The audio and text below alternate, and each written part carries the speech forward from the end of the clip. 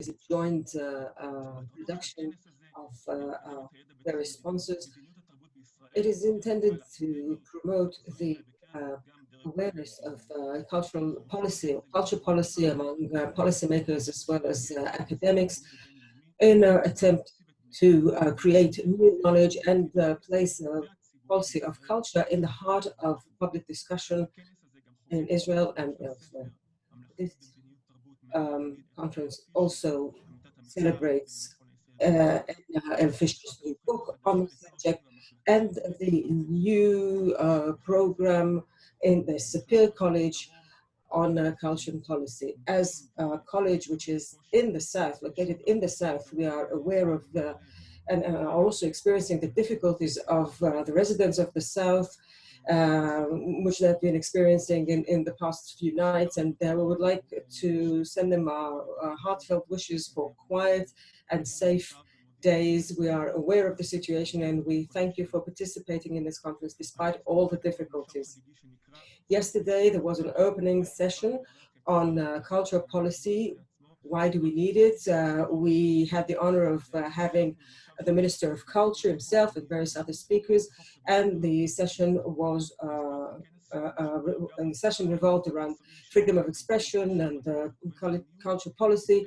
There were 8 workshops as well yesterday and today with participants from Israel and abroad in order to turn the knowledge accumulated into practical, implementable knowledge as well. We are now starting the next session, which is about the economy or the economics of culture and the public value of culture. And we have the great honor of having with us the keynote speaker, Professor David Thorsby. And now I will switch over into English, and I would like to remind you that there's simultaneous interpreting provided from English into Hebrew and Hebrew into English. You just click on the globe at the bottom of the screen and choose the right language. Throughout the session, you'll be able to send questions to the speakers through the Q&A button, which is also at the bottom of the screen. And we will be happy to entertain questions as much as we can. Professor David Thorsby from Australia. David Thorsby is Distinguished Professor of Economics at Macquarie University in Sydney. He is one of the most prominent and important scholars in the area of cultural economics and is known internationally for his research and many publications on the economics of art and culture. His interests include the economics of the performing arts, the role of the artist as economic agents, the indigenous art economy, heritage economics, the role of culture in sustainable development, and the relationship between economic and cultural policy. His book, Economics and Culture, has been translated into 8 languages and hopefully in Hebrew someday also. And his book, The Economics of Cultural Policy, was also published in 2010 by Cambridge University Press. Good evening, Professor Thorsby. Thank you again so much for joining us, and the floor is yours. Thank you. Thank you very much, Tal. And I'd like to start by thanking Edna Harrow-Fisher and the Israel Democracy Institute and the Sapir Academic College for the invitation to join you at this conference. It's a pity that we can't have a conference at which we all get together in person. These sorts of events are usually most enjoyable when we can get together and when people can get together in person, and so you have make lots of contacts over coffee, over dinner, over the social occasions and so on. But we can't have that, but at least we do have the Zoom, which does enable us to bring in people from all over the world at once. I'm sure, like most of you, I've been involved in the last 6 months in a lot of Zoom meetings. And some people are starting to say, well, we've got so used to these sorts of gatherings now that after this is all over, we'll just continue with Zooms. We won't bother with face-to-face meetings anymore. I absolutely don't think that's the case, any more than I think it's the case that museums and theaters and concerts will be online. People will be only going to online performances. There's nothing like as we know, there's nothing like the actual experience of being in the same place as the performers, or in the same place as the artworks in the gallery. And so no matter how well the reproduction can be through the digital media, there's no substitute for the real thing. And I think we'll be back to that as soon as we can after this is all over. But we do have to acknowledge, of course, that we are in the midst of the pandemic and that this has had profound effects on all of us, on all of our lives, and not least on the lives of artists and of the arts and the ways in which we, in fact, even interpret our culture. So that when I have to think about what to say at a conference which is on cultural policy and public value, I have to ask myself, to what extent should this be something which is completely different because we are in a state of crisis, and to what extent should it be something which is more long-term? And I think it's the latter which I would like to focus on, without denying the fact that, of course, things have been drastically and maybe irretrievably changed by the experience that we're going through at the moment. Nevertheless, I think that there are some long-term values that we can talk about here, which relate to cultural value, the value of culture, the notion of cultural policy and what that should do. And these are things which I think will survive the present circumstance. There is a lot of talk at the moment about, will we return to the old normal or will there be a new normal? And I wouldn't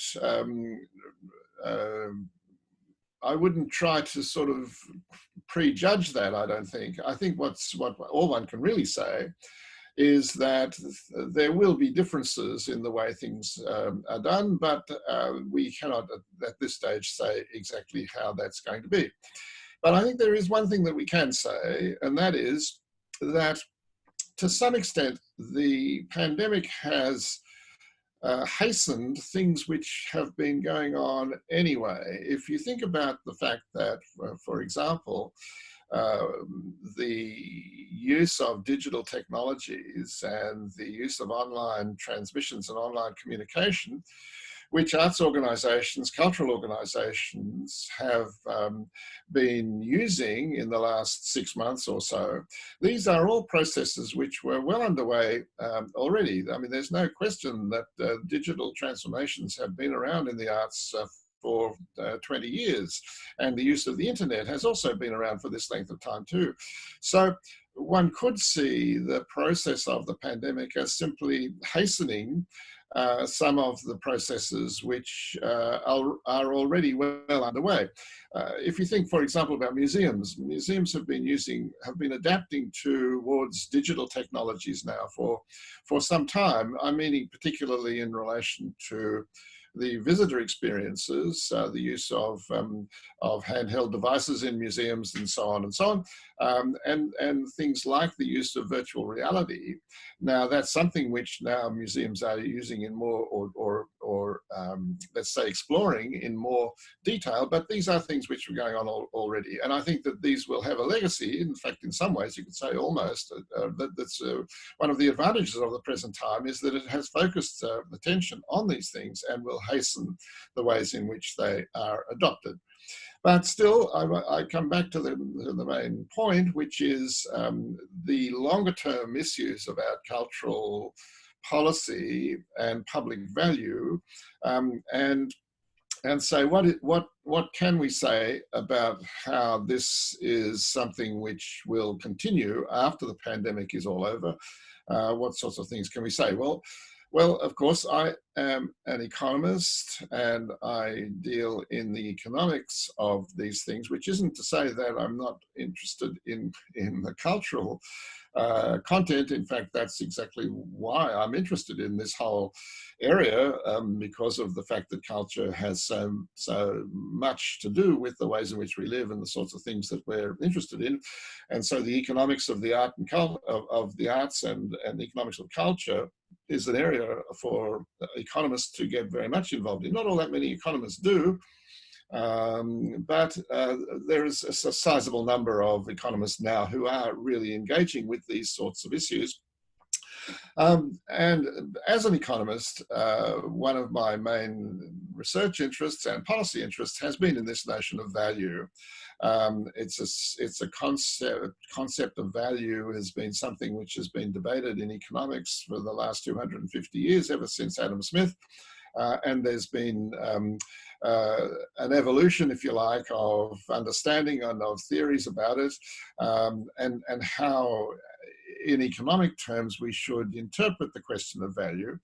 When this comes up in the public sort of discourse, often it's the question is put, well, what is the value of the arts? And if that's put to an economist, then the question is, what is the economic value of the arts? And a sort of corollary of that question always is, well, then if there is any value to the arts, why should public support be provided for them? And I think that that's an issue which economists have been very much involved with. In the 1980s, there was an effort by the arts as a whole to justify themselves on the grounds that they were an important economic industry. Now, that's something which is easy to demonstrate nowadays, and there's quite a lot of interest in the creative economy and the role of the cultural industries in the economy. And it's easy enough to show that the cultural sector contributes maybe 3 or 4% to GDP, gross domestic product, maybe 4 or 5% to employment. And although those numbers may not sound very large, they are actually very significant. And so, you know, you would have to say that the arts are an important industry in economic terms. But that of itself doesn't justify any public intervention. It does engender some sort of interest, but it just doesn't necessarily mean that there's any need for government to step in. And the free market economists would say, if the market isn't supporting the arts, then there's no reason for the government to step in. Now, that's something where, in fact, in neoliberal economics, which is the sort of economics that rules the world these days, there is a concept of market failure. That is, that markets don't always work. And in the case of the arts, it's not difficult to demonstrate that people do have a desire, even if they don't consume the arts themselves or culture, have any particular cultural interests themselves.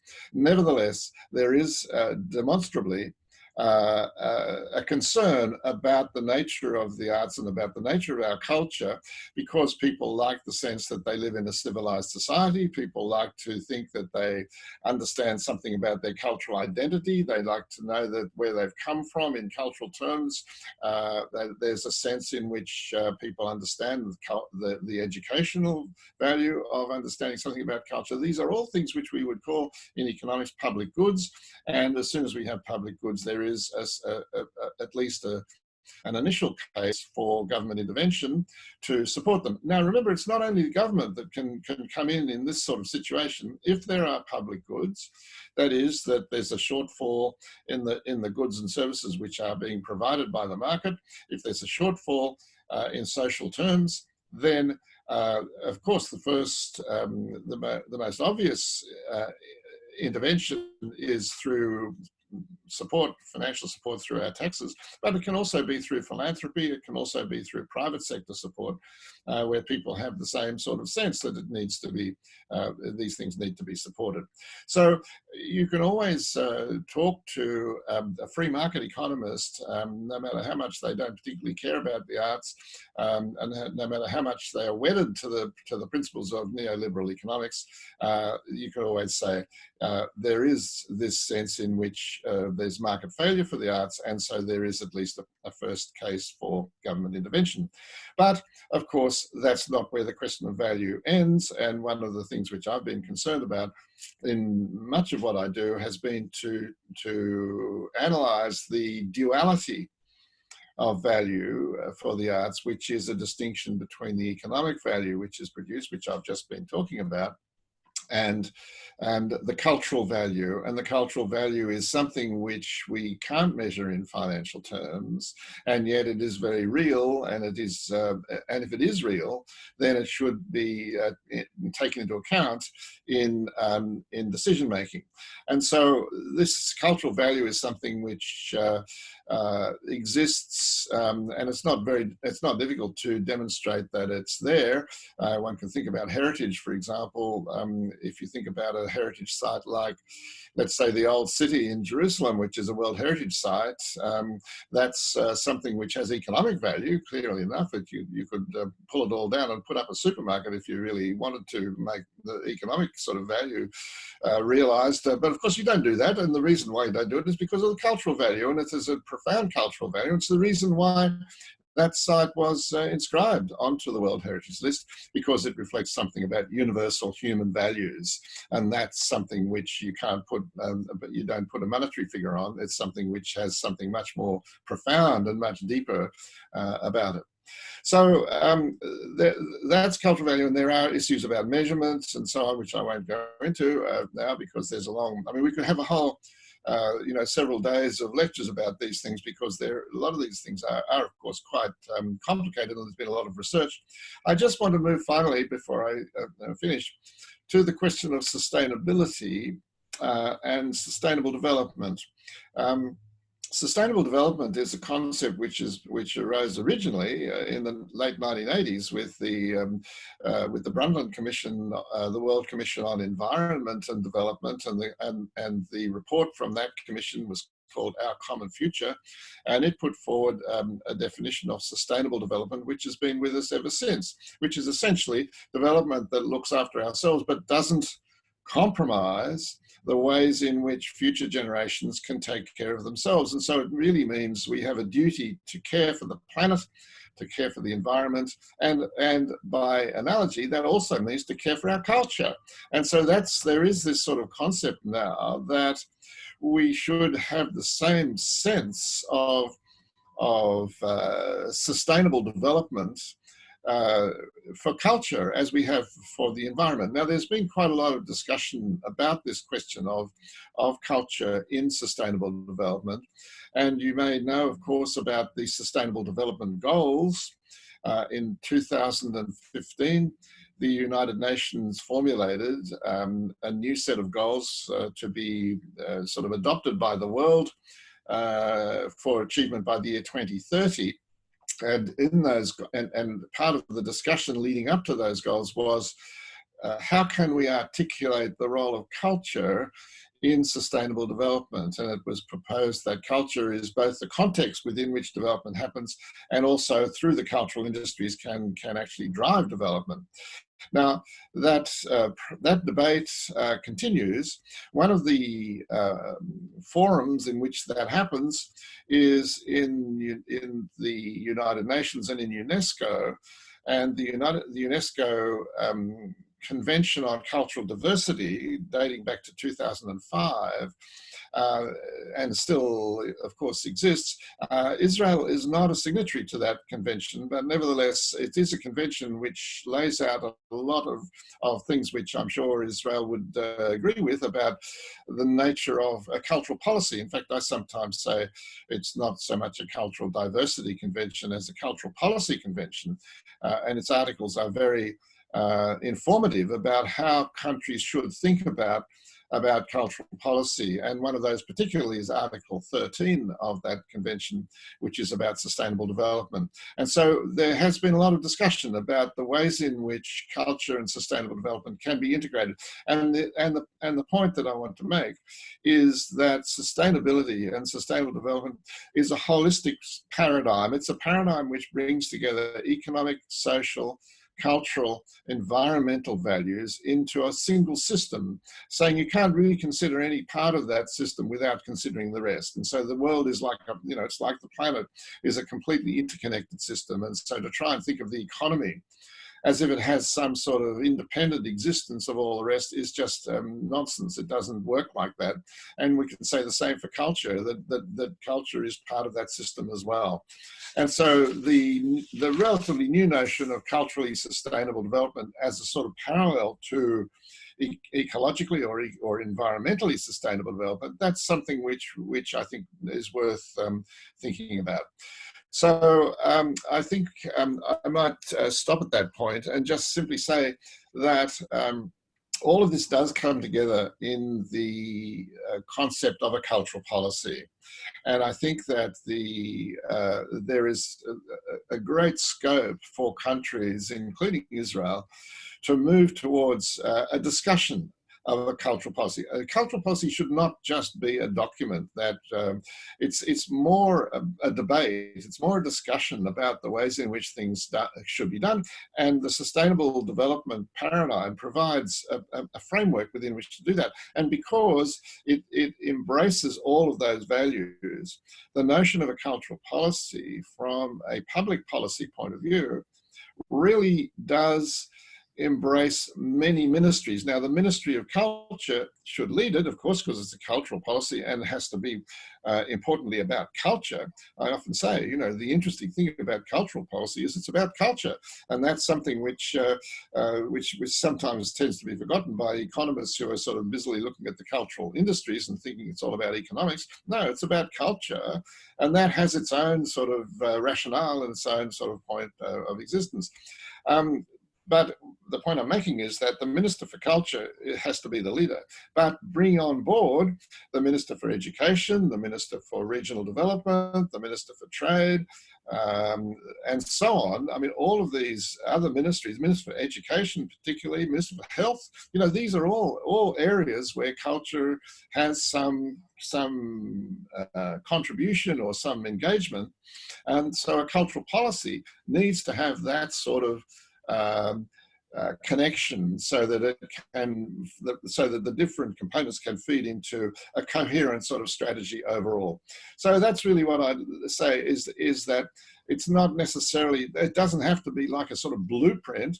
It can be, but it doesn't need to be. It just needs to be an open discussion about the sorts of values that should be included into a cultural policy. And I must say that that's very much in line with the sorts of values that you talk about in the Israel Democracy Institute, the notions of human rights, the notions of freedom of expression, and so on. These are all basic propositions from which everything else grows. Okay, so look, I think I'd better stop there. And if there's any comments or questions, I'd be happy to respond. Thank you very much. Thank you very much, Professor Strausby. There's so many great points to think about. I think one of them that you suggested that to look at cultural policy as a matter of continuous public discussion resonates very well with the goals of this conference. Is exactly what we would like to initiate in Israel, this continuous discussion. And we have a question from the audience, which actually touches upon what you said just now about the incorporation of the different political bodies in the political system into cultural policy. And it's about the value of culture in a democratic society.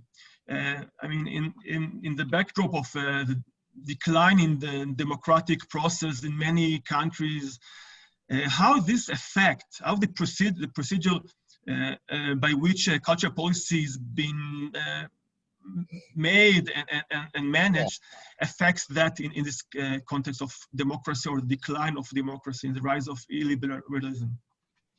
Yeah. Look, that's a very good question, and it's very hard to know how to answer it in the sense that you're quite right. It is, you know, democracy does appear to be in retreat, and we do find that there are increasing evidences of non-democratic societies, including societies which are nominally democratic and yet which we know aren't.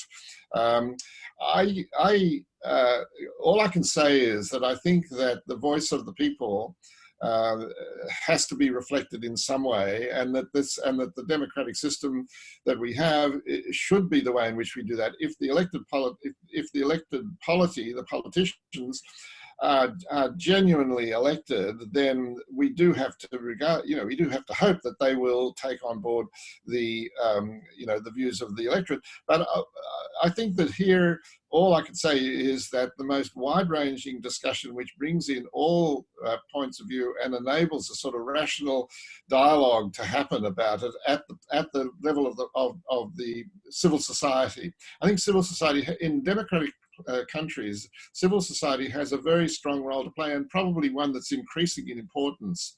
And that's why institutes I'm not really familiar with the Israel the Democracy Institute, but organizations which are built around these sorts of key principles to have the voice heard, and to that, I think, is the best antidote to the non-democratic processes which we see in the world at the moment. So, thank you very much, Professor Throsby. I know you need to leave soon, and wish to thank you again very much for your participation. Good evening in Australia, and we hope to see you someday in Israel in person. Yeah, well, look, let me just say in conclusion that it's been a great pleasure to be here virtually, if not in practice. I've traveled a lot in the Middle East, but for some reason or other, I haven't been to Israel yet. That's a country which has been, I've been just about everywhere else in the Middle East, and I've done a lot of work in different countries in the region, but I haven't yet managed to get into Israel. So I'm hoping that will happen. And in fact, as soon as the travel is possible again, it certainly will. And I'd also say, as I mentioned at the beginning, there's always an invitation to all of you to come to Australia. People often think that it's such a long way that it's not, it's not worth going that far. But I can assure you that if you do manage to find your way onto an airplane, it's not all that far, and so you would be assured of a very warm welcome. And so if any of you are coming through Australia, of course, you know who I am and you know where I am, so please do get in touch. But I do hope we can keep in touch, and I look forward to doing that. And thanks again for having me. Thank you very much, Professor Throsby. Okay, good. Okay, תודה רבה לפרופסור ת'רוסבי. So thank you, Professor Throsby, for his presentation, which really prepared the ground for the next part of this session. And we are going to start that just now, speaking about innovation and renewal in the cultural economy. This is the way the cultural world conducts itself economically is a very big question. There's the big challenge of economic conduct, which will be sustainable and will allow the art world to keep the cogwheels going. One of the major points that come out of Edna's book is the need of artists to take that into consideration. And this is one of the things that we teach at Sapir College as one of the foundation stones of practical training. So on the one hand, there's the direct financing of the arts from public sources. And on the other hand, there's what we know from the marketplace of arts. And there's also philanthropy, crowdfunding, impact investments, as Mr. Throsby has mentioned. And everything is included in sustainable economic conduct. So we're going to have Advocate Galia Fike, who is an executive director of the Institute for Law and Philanthropy at Tel Aviv University Law School. She has also founded it. She is active in various social roles, and she was at the clinic of business entrepreneurship and social justice that she had founded. She dealt with microfinance and social businesses and published about that. Before joining the faculty, she was a legal assistant to Justice Shlomo Levin. Hello, Galia, and the floor is now yours. Good morning, Tal, and good morning all. Thank you for inviting me to take part in this conference, particularly in this important panel. As Tal mentioned, I am the head of the Law and Philanthropy Center in Tel Aviv, or Institute in Tel Aviv, and this institute was set up as a collaboration between Tel Aviv University and Israeli philanthropies and Israeli foundations, and it is intended to promote interdisciplinary research and the ties it has with the public sector, the third sector, the business sector, and society at large. Against this backdrop, I have been asked to present, and I will present very briefly, points on the philanthropy and its contribution to funding and financing culture in Israel.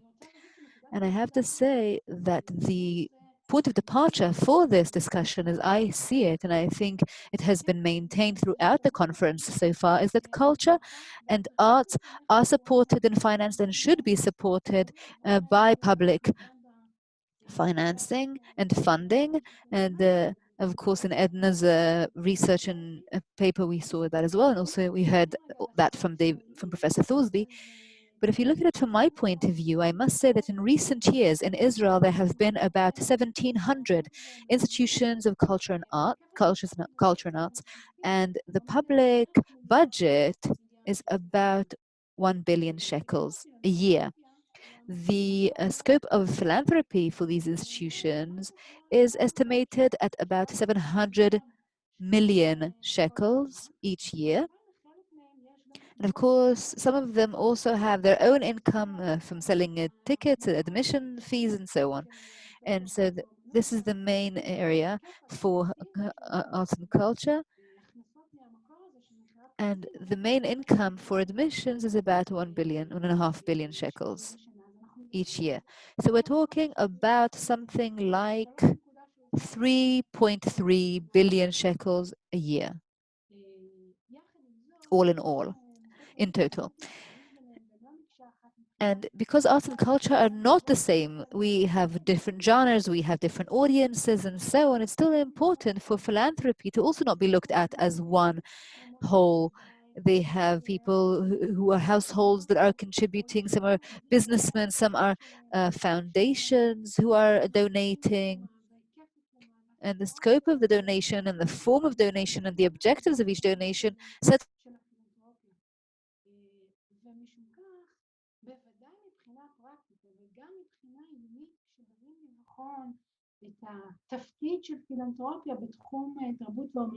different from the form of donation to another. And that's why philanthropy in culture and arts and its impact in this field. And when we want to plan a policy that is a combined policy, combining funding by the public sector and the government, and looking at the different kinds of cultures, and you also have to differentiate between the different kinds of philanthropy. And I'm assuming that some of my colleagues here have looked at the more practical aspects of the different kinds of financing and funding sources. I want to look more at the theoretical perspective and to ask, what legitimization can we give, or what justification can we give to funding culture and arts? And I want to base what I'm saying very briefly and refer you to Professor Edna Norman Margalit. She is actually grappling with this issue. She asks, should a society, a civil society actually be funding the arts?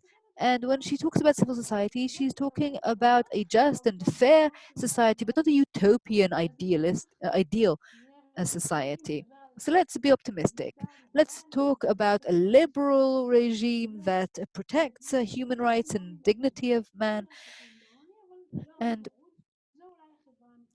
perhaps that is the kind of civil society she's talking about. And according to her, to Ulman Margalit, the circumstances of such a society do demand funding for arts, and particularly in these aspects. And why? Because when we look at the infrastructure, the systems for art, like museums and opera houses, and the way that they are maintained, this is it's very expensive to do their upkeep. However, despite the market demand for these products, so to speak, for operas and theater and museums, it's not enough to finance them, to fund them regularly. Now, Ulman Margalit, much like other speakers, have assumed that there is an intrinsic value to the existence of arts and culture in a society. Even those who do not consume arts and culture enjoy them, enjoy their existence in society, and in that sense, public products allow for creativity, allow for inspiration, a sense of identity for feeling like a part of a society, but also for self-fulfillment and self-realization. But despite the fact that this is a public product, public funding for it is very limited. And why? There may be many different reasons, and we can again look at this from a more theoretical perspective. And when we look at public policy, we know that the government discretion and the considerations given in the different areas are very much prompted and encouraged by the priorities and the preferences of the public. So the elected officials imagine what the public would prefer, and according to that make their decisions as for funding social services and public products. And because of this approach, many of the public services for small groups or for margin groups, and also arts and culture, as well as research, all of these areas are in fact left on the editing floor. And many of these areas do not enjoy a whole budget, the kind of budget they require and need. And that's where philanthropy features in. We can imagine that what Ulma Margaret is trying to say is that this is the philanthropy of high net worth individuals, high net worth donors, and this is as opposed to the household philanthropy and business philanthropy or crowdfunding, or people calling you up and raising money through the phone. So when we look at the high net worth philanthropy, it has its own unique characteristics that we must remember and take into account when we plan a policy that combines public funding and philanthropy funding. So one characteristic, and I will only mention some of them and very quickly. One important characteristic is very fundamental when we talk about philanthropy, and it is true for all kinds of philanthropy, and that is philanthropy is something that you do personally. It's something that you do for your own incentives, usually because of some closeness, proximity to someone or to a certain area.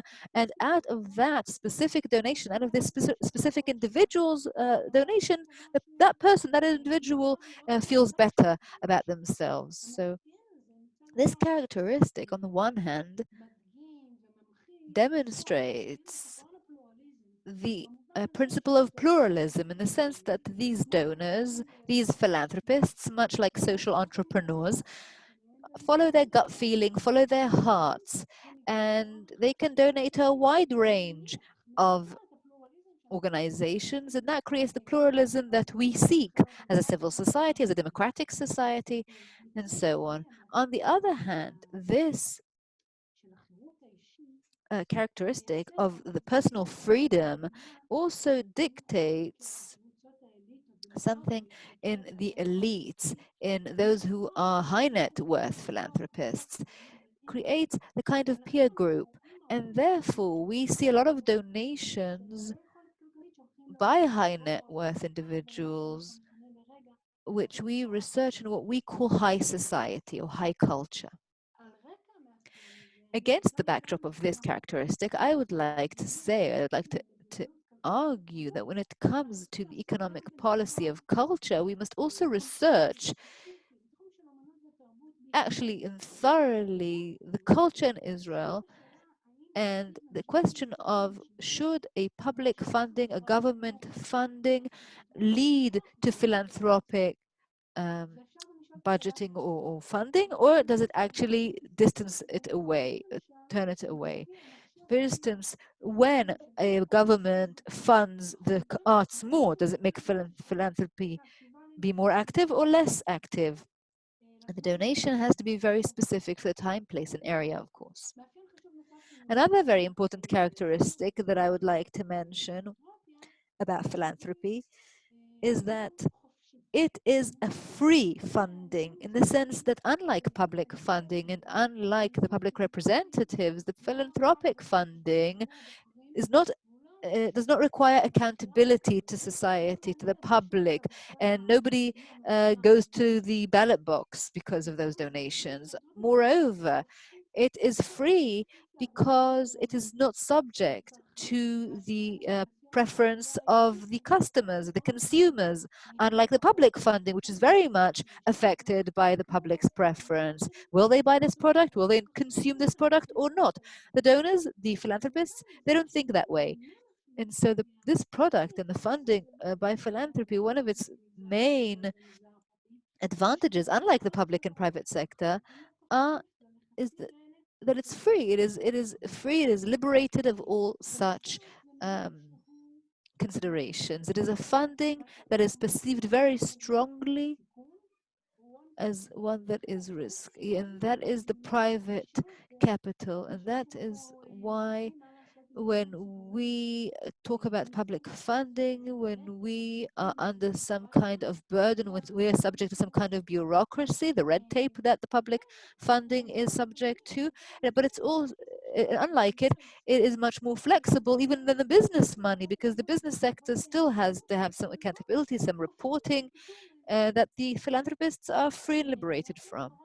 Another characteristic that I want to mention, and I think that it should be taken into account again when you plan a policy, when we plan a policy that combines public funding and philanthropy, is that the philanthropic kind of funding comes with an added value, a huge added value, and that is a network of social, business, and public ties that also has to do with raising the funding and the institution, a specific art institution, or actually it's a whole network that is able to bring knowledge and experience and strategy and collaborations and doors opening. And that is a very important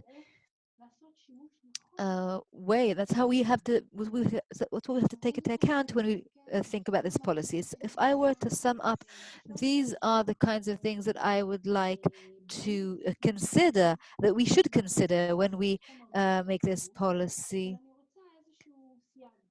And I just want to qualify what I said. We are at a time where boundaries are blurred. The kinds of funding, the kinds of public and private funding, there's a bit of a blurring of of boundaries, particularly in arts and culture, but certainly in other areas as well. And I think that in this time, it's very clear when we look at different projects, different investments, different crowdfunding platforms, and the kind of public funding that comes from models of BOT and all kinds of different combinations. And I think that this understanding that there is this is very important to take into account when we plan the financing policy of budgeting arts and culture. That's it. Thank you. I'm done.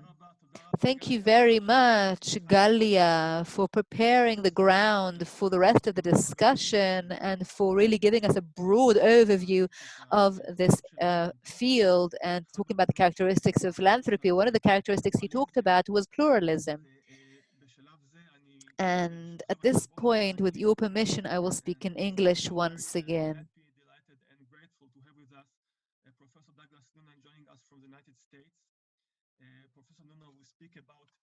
crowdfunding, which is an emerging, not new, but an emerging way for access for finance, maybe something that promises pluralism, but is it commercial activity? Is it donation, like Galia said? We'd love to hear you thought about it, Professor Douglas Noonan, and I just introduce you.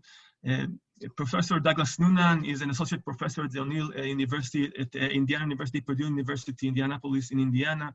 His research focuses on a variety of policy and economic issues related to cultural affairs, urban environment, neighborhood dynamics, and quality of life. He's currently the co-editor-in-chief of the Journal of Cultural Economics. He's an elected executive board member of the Association of Cultural Economics International, and the director of research initiatives for the O'Neill Center for Cultural Affairs, and director of the Arts, Entrepreneurship, and Innovation Lab. Professor Noonan, please, the floor is yours. Okay. Well, hopefully you can hear me. Thank you very much for the invitation. As Professor Throsby had said earlier, I also wish I could be in Israel right now, seeing you all in person and making this kind of presentation. But one advantage of life in Zoom is that these international connections are in some ways easier to make. So I appreciate the invitation. And so this afternoon, I just wanted to talk a little bit about crowdfunding, some of the work I've done, and some of the perspectives I bring to thinking about crowdfunding in the cultural economy and in arts and culture in general. Unlike the last two speakers, though, I'm going to see if I can share my screen and do a bit of a slideshow here.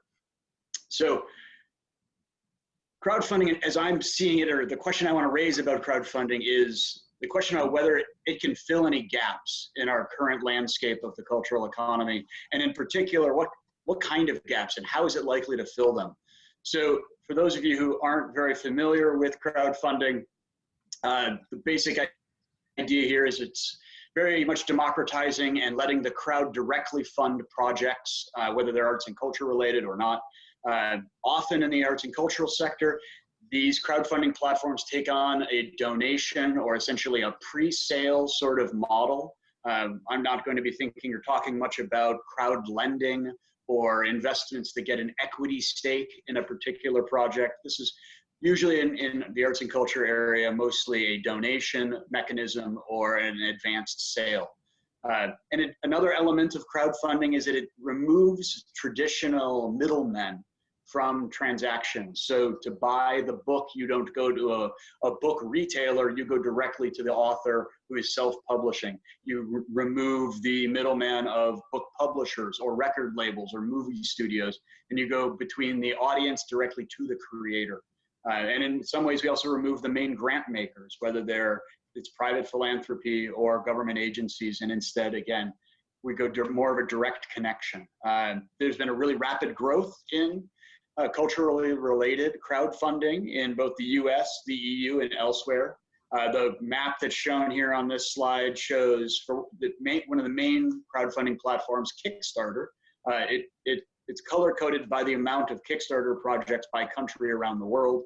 And for a predominantly US-based platform, we see that it does spread around the world. And one thing we have seen is that it grows actually a lot faster. Crowdfunding in general grows a lot faster in smaller markets. The smaller the market, the more the benefit it seems to come from introducing crowdfunding as a mechanism. So when we think about filling the gap and where crowdfunding comes into this, in some ways, this is about the gap between the traditional commercial for-profit ventures that we see in the cultural economy, things like Disney or Sony Records or something like this, and then government and private funded charities supporting the cultural economy. And we might like to think that somewhere in the middle, we may have some areas of cultural activity that are being overlooked or at least underfunded. A lot of the freelance work that might be happening out there isn't necessarily settled well into either of these two sort of camps. So if there's a gap between commercially profitable activities and government or charitably funded activities, in the US context, this is probably a massive gap, actually. It is far greater when put all together. It's far greater than either the commercial sector or the much smaller government and publicly charitably funded sectors.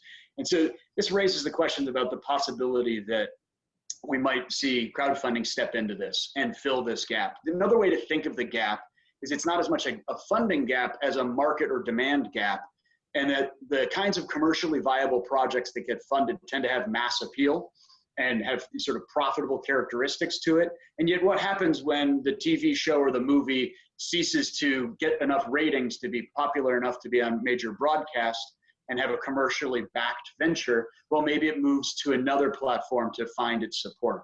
And government and nonprofit charitable funding tends to target a very different kind of projects and different kinds of goods in the cultural realm.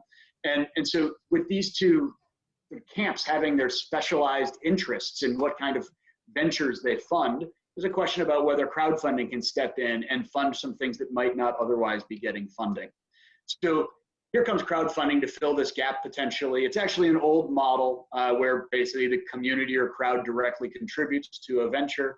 The modern version of it is one that's based and defined largely by being in an online platform. And that's where I think we get most of the action and the news story here, whether it's Head Start, Kickstarter, or any of these platforms around the world. It's connecting a crowd, but now a virtual crowd, directly to the entrepreneurs. I like to describe this as the modern version of the musician who is in a club or a pub somewhere playing and then passing his hat around at the end of the performance to try to raise money from the crowd in order to go record a new album or something. And instead of getting your studio time paid for by passing a hat, now we're doing a more efficient virtual passing of the hat through these crowdfunding platforms. Crowdfunding has these big promises that get attached to it often. And one of the biggest ones is that it's a more democratic way to fund and finance cultural economy.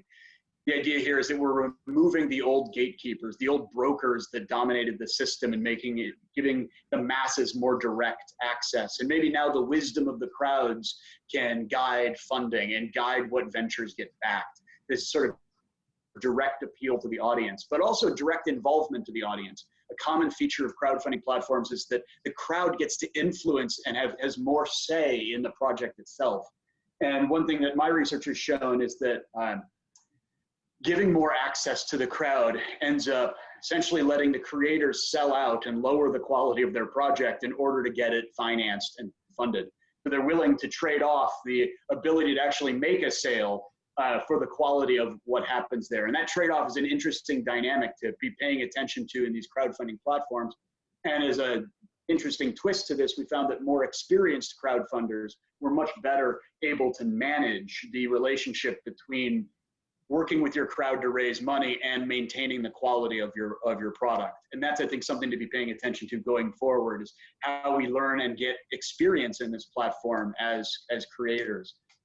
The next big promise that is often associated with crowdfunding is that it will flatten the world. If we think of the sort of the world is flat and now everything's digital and online and you can be anywhere and it's a globalized system, one of the ideas of crowdfunding is that you can be a producer anywhere and put your product, your venture out there on the internet and get it funded no matter where you are. And then as a backer, a supporter, or a consumer, you can be anywhere and support a project. You don't have to be in the same big city as the creator in order to fund it. And so there's this big promise that because you could be anywhere, maybe people will be anywhere.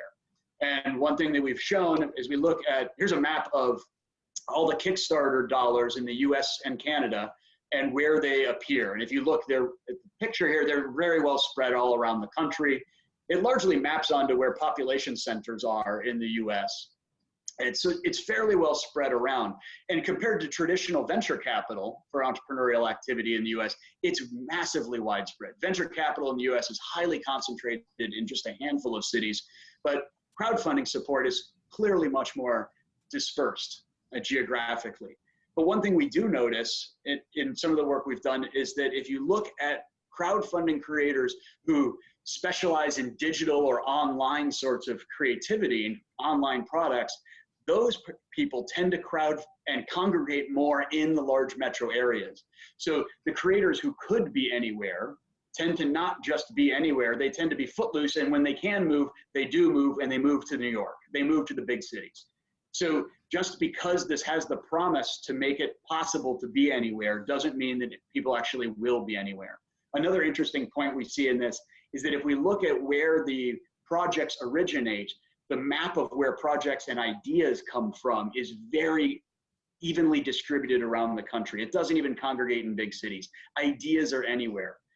But when we look at the successful ideas, the ones that actually raise money, those tend to cluster more in big cities. So even though ideas are everywhere, good ideas apparently aren't everywhere. They tend to be in certain places. So as I look at all of this, I see some big forces at play in the crowdfunding world and the creative economy. And the first big element to think about when we think about crowdfunding is what it's fundamentally doing to change things. It's fundamentally lowering transaction costs. It's making it easier to access larger crowds, and it's helping to bring these big crowds together.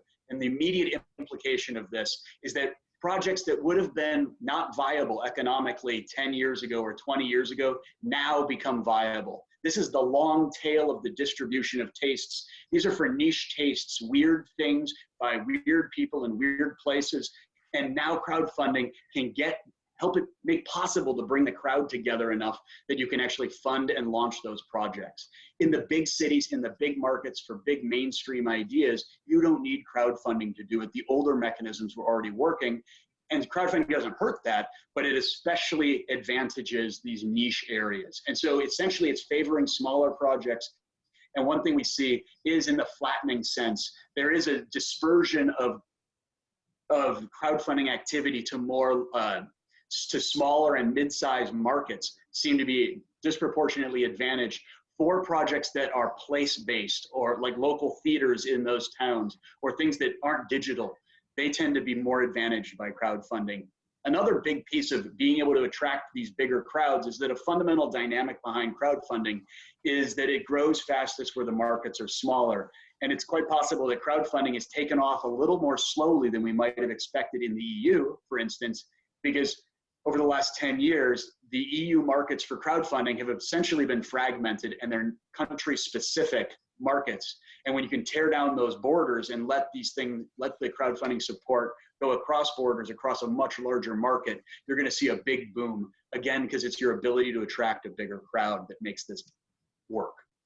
All right, the second big force at play that I see is that we often think of crowdfunding as a viable way of raising funds. And I think we misunderstand that some of its biggest value might not be in really raising money, but in actually being an experiment. And so entrepreneurs can go to crowdfunding platforms and have real stakes with real money at stake experiments. It's market research and development. And market R&D ends up being much better than a focus group in a shopping mall somewhere, giving their opinions about a product if they're willing to put $100,000 in 30 days to support a smartwatch or the Oculus Rift VR goggles.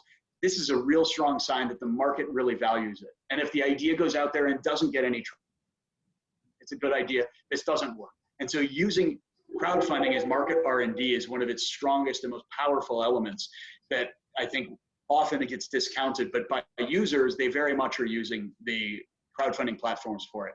All right, and my third big force at play here is that a lot of this remains to be seen where we go next. The crowdfunding platform is evolving.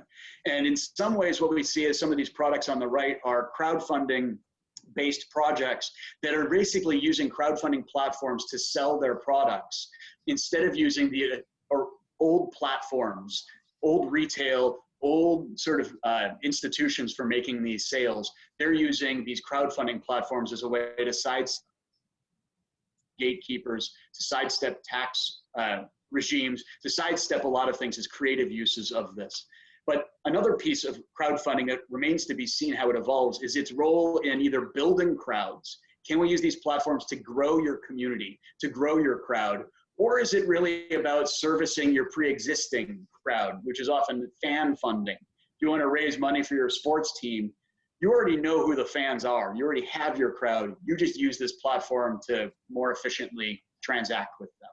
And the last thing I'll mention is using crowdfunding, much like the market R&D, but I think there's a big area for the public sector to be using crowdfunding platforms to do public R&D and learn about the tastes and priorities of the community and let that guide public sector financing. All right, so my last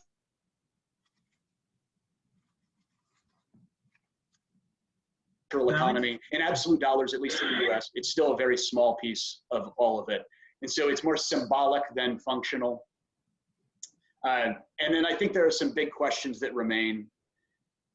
One, I think we still have some questions about the role of these platforms as gatekeepers. We've gotten rid of the old gatekeepers, but now we have new ones, and they're these digital platforms, and how do they function? I think there's big questions about how we can best support these freelancers or part-time creators. I think there's questions here about our ability to grow crowds and grow networks on these platforms. There's big questions about, well, after you've done your campaign, then what? What are the long-term effects of all of this? And I think there's some interesting questions about competition across platforms and the ability of our creative entrepreneurs to shop between these different platforms, combine them, have them play off of each other, and all of that. So with that, I'll stop. I'll say thank you, and I'll look forward to any questions we might have time for. Thank you very much, Doug, for this really fascinating introduction and explanation about this world of crowdfunding, its promises, the promises it delivers, and the promises it doesn't maybe deliver so much. And one of the gaps, and I'll turn back to Hebrew now, with your permission. Doug spoke about crowdfunding as filling some kind of gap that sometimes exists between various types of funding, public and government types of funding. And one of the elements which is now in the center of the discourse is also impact investments, which also fills up part of that gap. And therefore, we will now move over to Ms. Michal Engelberg, who is an expert on impact investment, and she works in planning and implementation of impact investment.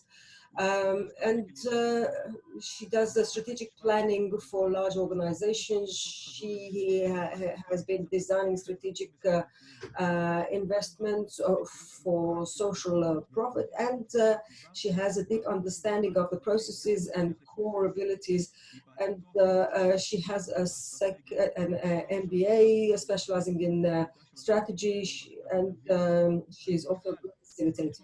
Michal, we would like to hear from you about impact investments. Thank you very much for introducing me. I'm so excited to be here today. And thank you to all the speakers who spoke before me. I've really learned so much from you, and I have written down some notes. I know that all in all, you're expecting me to talk now about this financing channel called Impact Investments, and I will mention them, but I do want to do something a little broader. I would like to go down this path that talks about expanding the impact investment and talking about the impact economy. So I need to kind of break it down. But first of all, I want to bring forward this basic assumption, which I hope you will agree with me about, but it is my assumption, and that is that culture and arts that are good and successful, and I'm only saying that as a consumer of arts and culture. I'm not an artist. I haven't studied art, but strong arts and culture can convey a message. They need to convey a message. They need to play in the fields of social impact, social influence, whether they want to voice or to kind of represent the voice of those who are silenced, maybe if they want to represent cultures that we're not accustomed to, maybe if they want to make a statement, a political statement. We see it in many areas of arts and culture. And that's why I connect the world of arts and culture as a basic assumption to the world of impact. Because when you translate the word impact into Hebrew, it's hashpa'ah. It's like influence and impact. And I want to actually put that as a basic assumption. But I also want to be extremely transparent about my own personal background, because I believe my own personal background and my experience on this planet has dictated the way that I'm going to speak and how I'm going to describe this area of investments. So I have been socially active since I was 12 years old. I was socially active in many areas, from working with children with special needs, children with disabilities, with cerebral palsy and so on, working with the environment. I was with Greenpeace. So that's in terms of my background and how I have done my little social impact myself. But professionally, my background has changed over time. I began working with banks. I worked at HSBC and at Citibank, the leading banks in the world, international banks. And I sat really at the heart of the business world, and I saw how transactions and investments take place. And having experienced a huge crisis in the 2008 financial crisis, I decided to go elsewhere, the social sphere. And I felt within these non-profit organizations, I was also disappointed there too. And I want to share this disappointment with you because I felt that within a world that is trying to change the balance of power, there is a very structured game with the power and those who have power, and it kind of stops you from really making a proper change, a true change. And after visiting these worlds, I tried to look for worlds where I can maybe combine both, where it's the people who make the difference.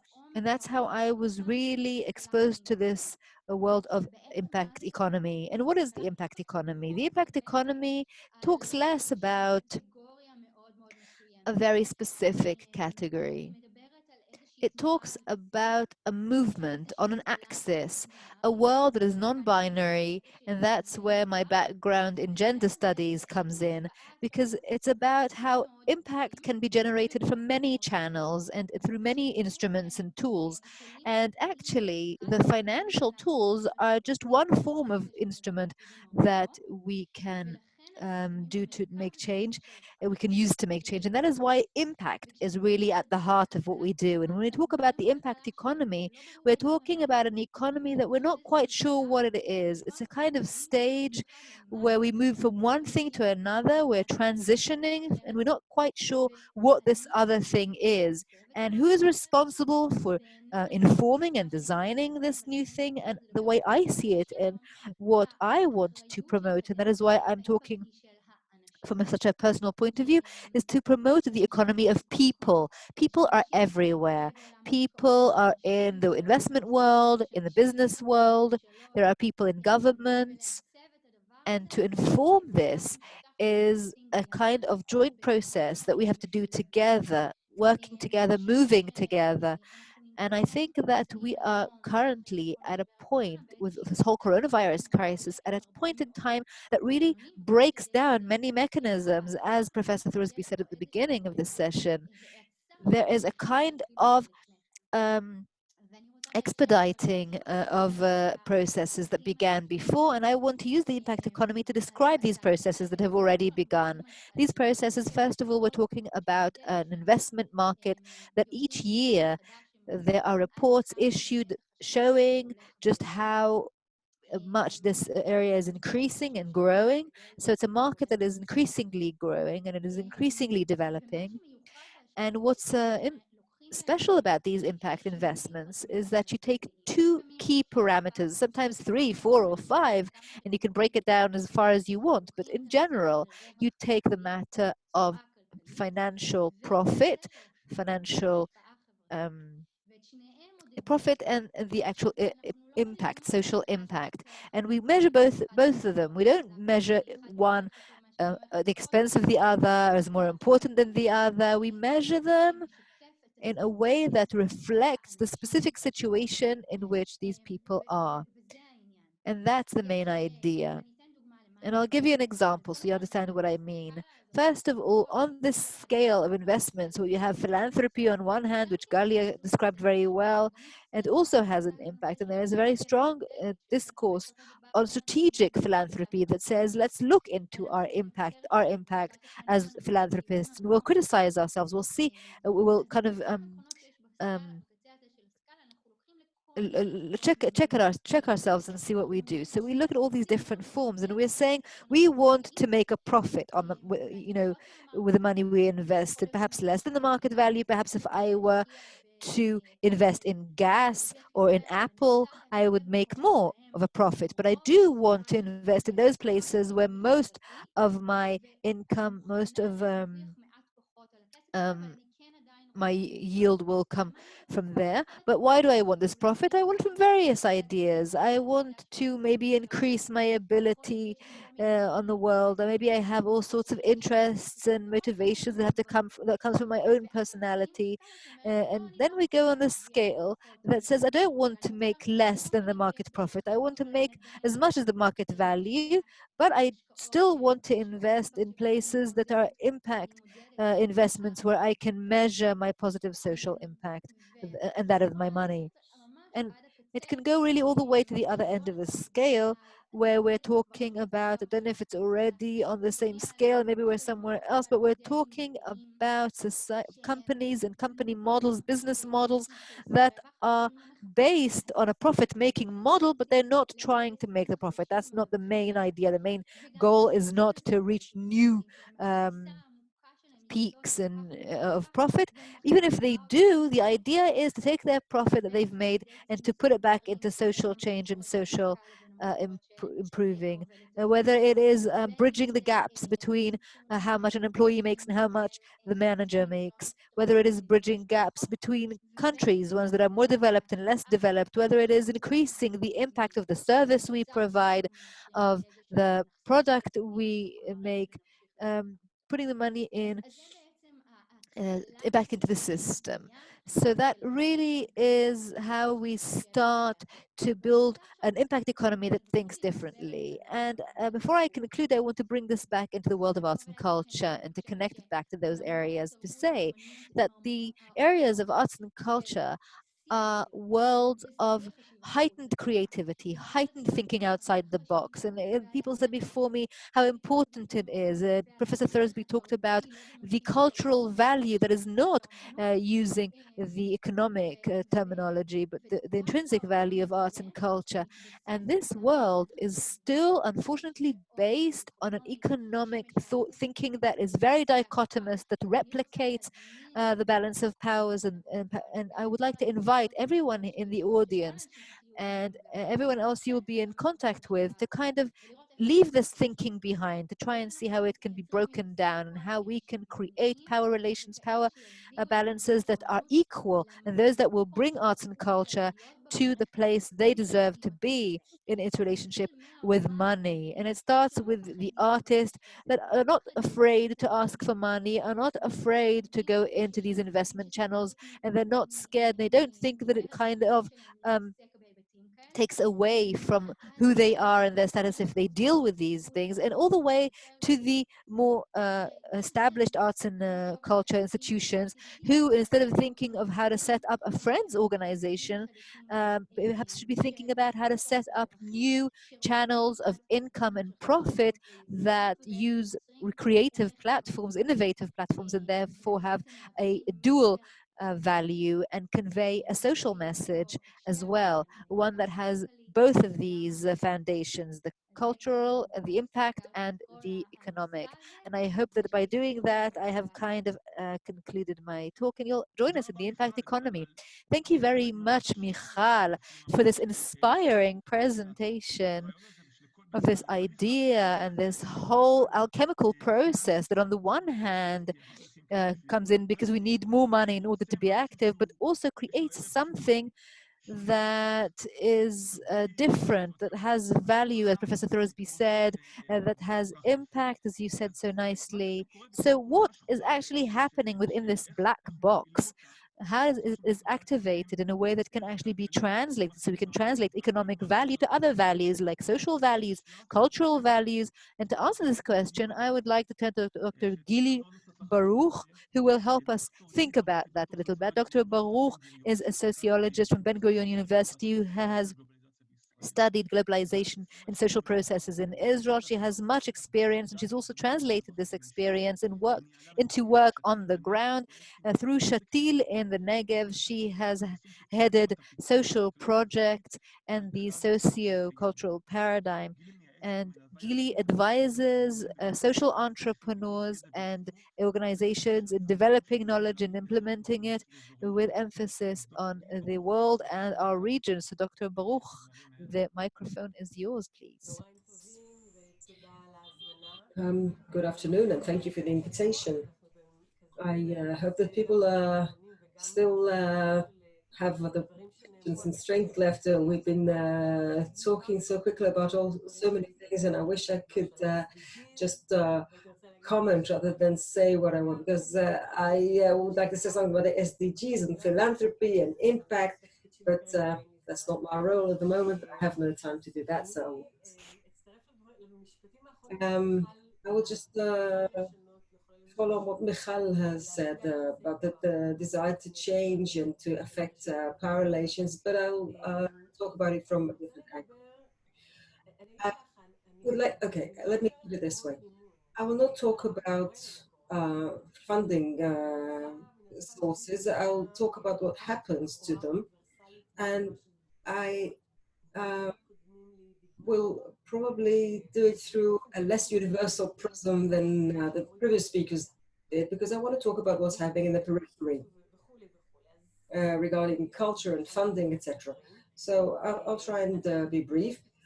And I will talk about funding and budgeting as part of policy, but I would like to talk about the impact that culture policy has on the creation of culture. And even though Professor Thorsby did mention it, I will not talk about the CCIs, the cultural creative industries, as an engine for local growth, even though it is part of the story. But I will add another point of view, that's of the geographic and social periphery. I'll say it in a nutshell because we don't have time for more than that. Most of the discussion that we usually have about budgeting cultural activities in the peripheral areas is about, most of the discussion is about under budgeting. We are always busy saying or asking or demanding budgets. We keep saying that we don't have enough budgets, that we don't have enough money, and we want more. And the sustainable economy, local economy approach is asking a question. Well, let there be no misunderstandings. I do want in the Negev. I definitely want more money, but I want more philanthropy, more impact. I want to have more, but it's just as important to look and see and ask ourselves, how do we get what we get? And I will explain the principles that were taught by Economics Foundation, a British organization. Agalia, by the way, was among the founders. She never mentioned it, but other than everything else that she has done, she was among the founders of the whole issue of sustainable local economy in Israel. And I'm sorry for outing you on this, but you have to take responsibility for things that you did in the past. And what they taught us to do was look at the way the resources flow. Resources, that means money, knowledge, and definitely when it comes to culture, the role of ideas and cultural entrepreneurship. These are all different kinds of resources, but we have to take them into account. And in order to simplify and shorten matters, I will talk mainly about money and budgeting. And what NEF tells us is the following. It's very simple, even though it's an economic model and apparently something that we have to be scared by. But just imagine a bucket, right? Let's say that this bucket is my kibbutz or the western Negev area or Beersheba or some neighborhood. The bucket is a kind of place where there is cultural activity or any other activity. And we try to bring in resources into our bucket so that the budget or the funding will be able to fund as much activity as possible. So much is clear. And whether it's what used to be called the developing state or the hybrid state or the neoliberal state or whatever you want to call it, still the assumption is that resources are coming in. We do, by the way, let me say this parenthetically, there are some resources coming in, not enough new ones, but for the sake of this model, we'll talk about a situation where resources are flowing in, budget is flowing in. However, let's say that our bucket has holes in it. And this is something typical of many peripheral areas. It could be a periphery like the Negev or other types of geographic or social periphery. And if I'm allowed to open a bracket here, the term periphery and development are bad terms, okay? That's bad terminology. I'm aware of it, and we can have a whole discussion criticizing them and using them for the sake of communication between us, close parenthesis. So Nef was telling us one of the problems that peripheral areas have is that many of the projects that we budget in order to develop these areas is that the water either doesn't flow into the bucket or it flows right out through the holes. Now, before we ask where does the water flow, does it flow back to the center? It means that even if there's a lot of water, a lot of money directed to culture in the periphery, a lot of it flows back out and doesn't stay where we want it to stay in order to create an impact. And we want to change this game. We want as much water as possible to stay in the bucket so that as much culture is possible and available. And I hope that eventually we will see a bucket where the holes are becoming smaller, have become smaller. I'm not talking about stopping those holes. We're not talking about an autarkic market. We're not talking about an autonomy, all kinds of fantasies, you know, put a gate at Bet Kamai, if you know the Negev, and no one should come in or out. We want to change the culture and economy that is about to develop inside our buckets into an alternative focus of power. Michal, I'm looking at you. You asked for it.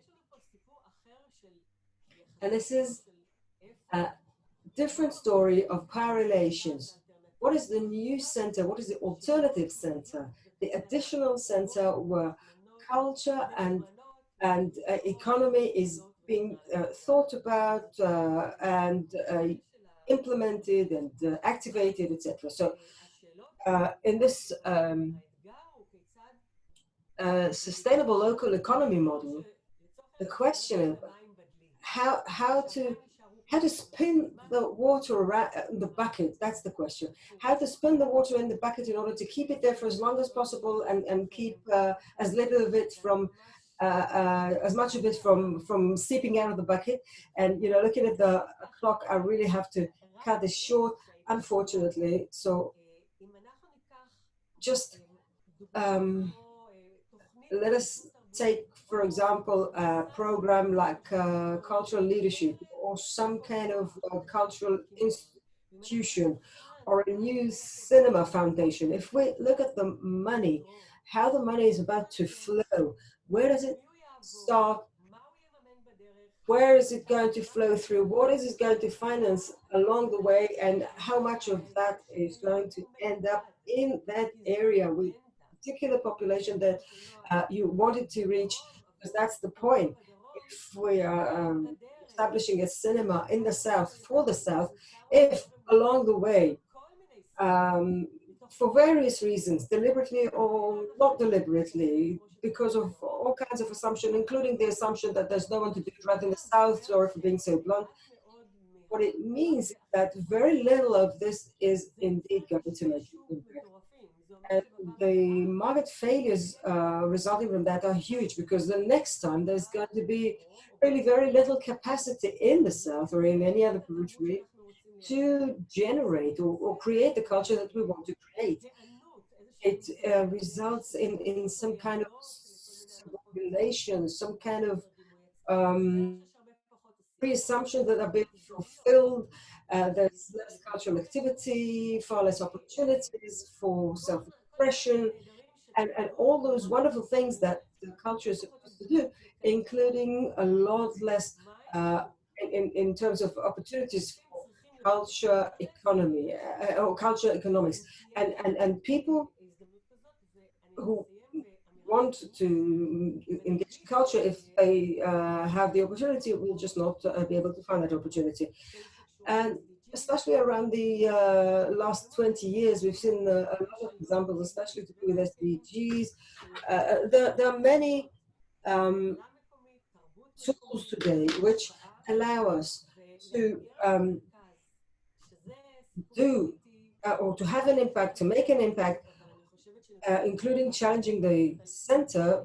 But that's a very complex story, and this point of view, which looks at culture, economics in the Negev rather than for the Negev, rather than Tel Aviv and Jerusalem practically, and the fact that, and theoretically something for the Negev, we want something that comes out of this particular place, of this very place.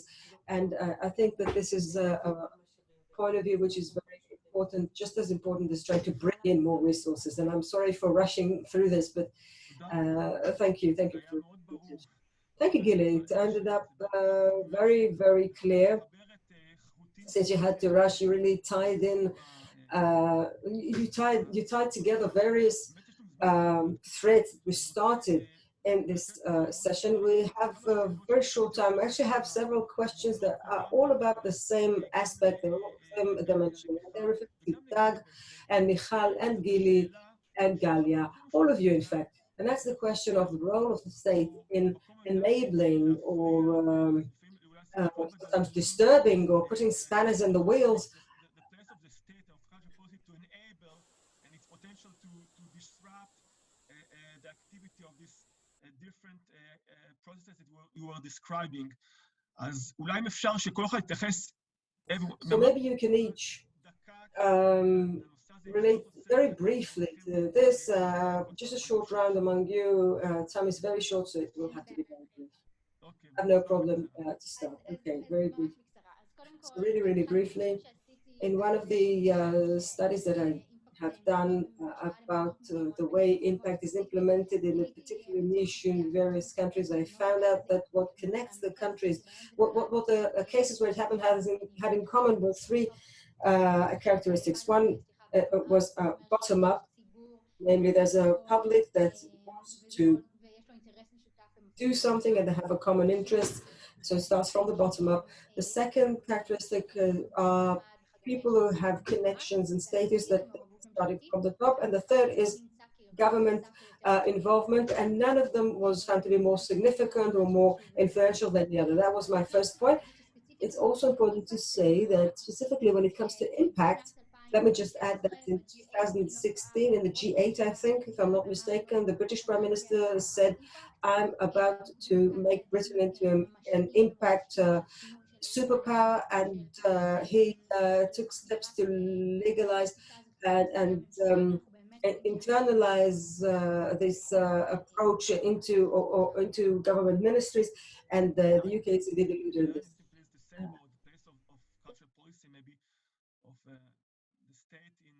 Crowdfunding, enabling this platform to really thrive?